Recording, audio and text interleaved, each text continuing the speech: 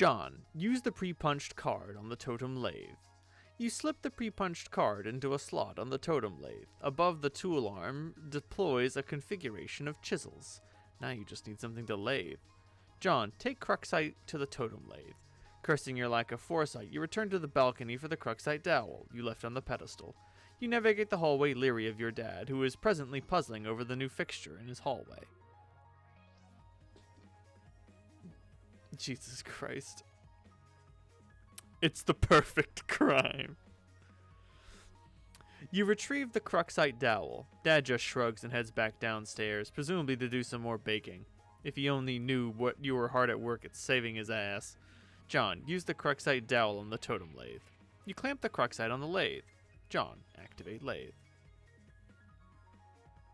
The lathe carves 1, 1, totem. You take the totem. Alright, I used the lathe to make this blue shapey thing. Now I guess I take it back to the alchemixer again? Hello? Connection lost. Oh no. Now John can't get out of his room. But, over here, a young lady stands in her bedroom. Due to a violent storm, her house has just lost power, along with her wireless internet connection. This has severed her link to a popular video game she was playing with a young man at a critical moment. That young man is relying on this young lady to reestablish a connection somehow. This young lady is named... It's on the tip of your tongue. What was the name of this young lady again? Flighty Broad. No, that's not it. One more time. Rose Lalonde. Ding. Examined room.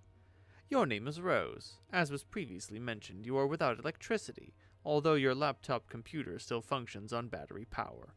You have a variety of interests. You have a passion for rather obscure literature.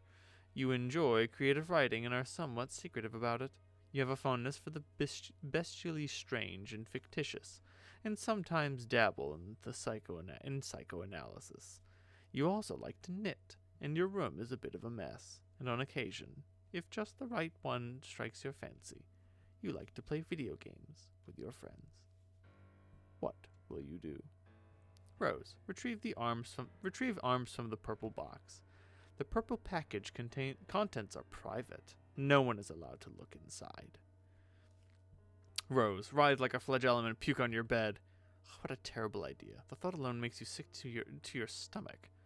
Rose, stroke writing journal and mutter, "My precious." You would only resort to such an embarrassing activity while no one was watching. These journals are for your eyes only. Rose, get your violin. You capture log the violin, storing it as the root card of your Sylladex. Rose, play a haunting refrain on violin.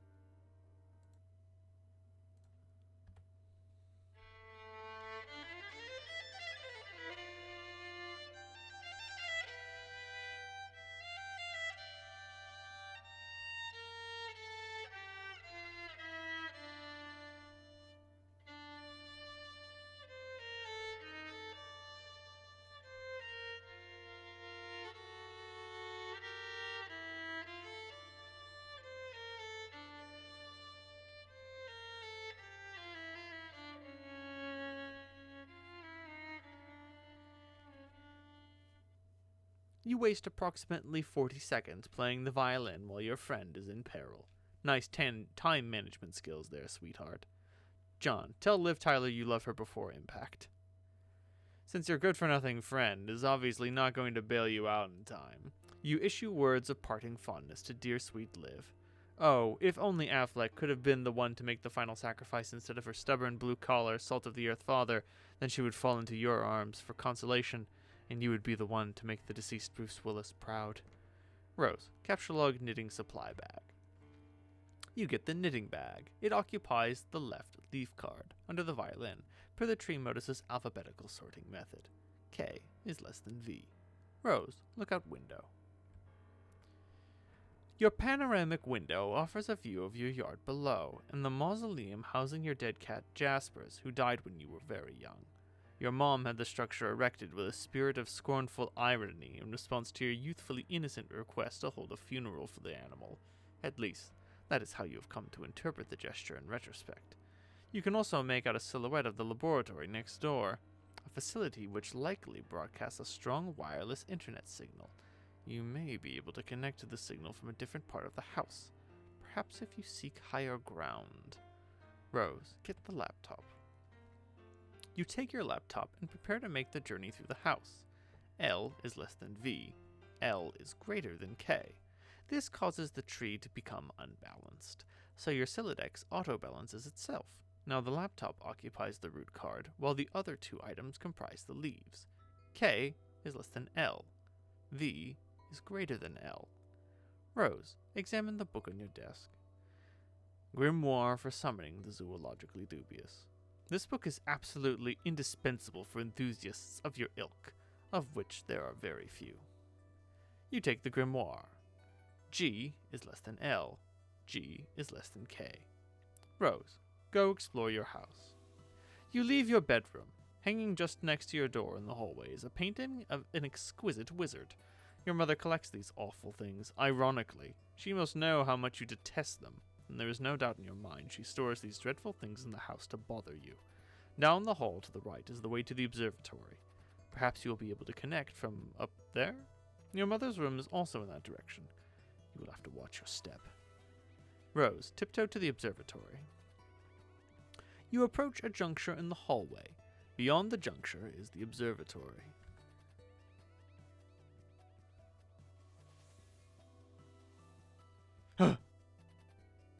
Rose, sneak by.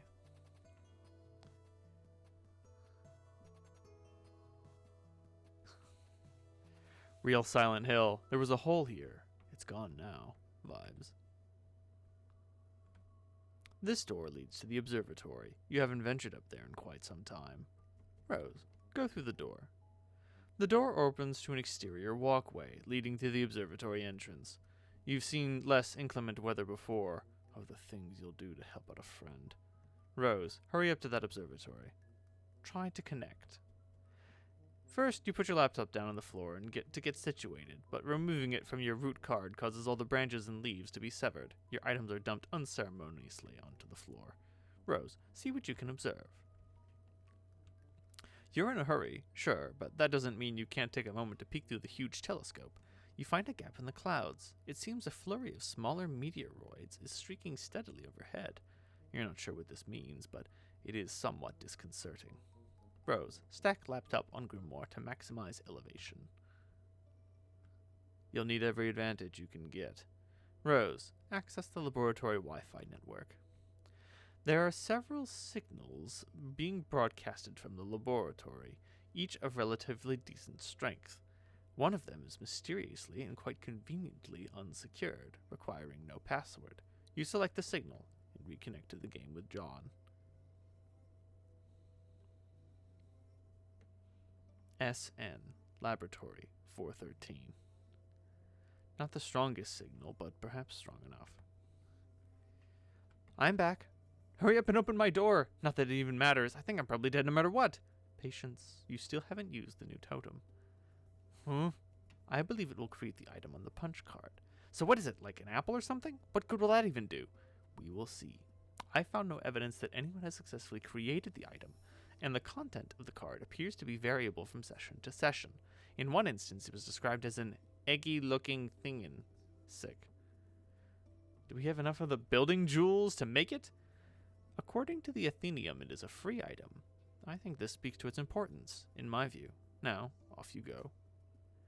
There goes the rest of your build wrist. Rose, put the bathtub back. You probably should have just done this in the first place. John, take the totem to the alchemeter. Gotta get these stupid blocks out of the way first. The kernel sprite's getting awfully worked up about all this. Rose, remove the blocks. You store the perfectly generic objects in your paraphernalia registry, potentially to be deployed at a later time. John, take a bite of the apple.